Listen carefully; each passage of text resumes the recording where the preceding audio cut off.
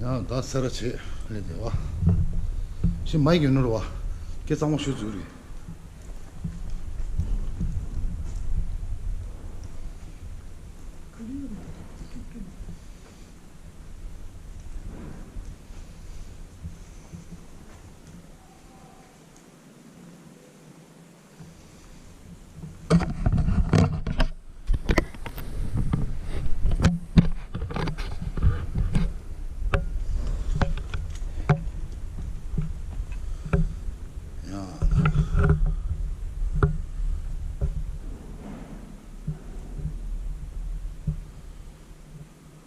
당구대.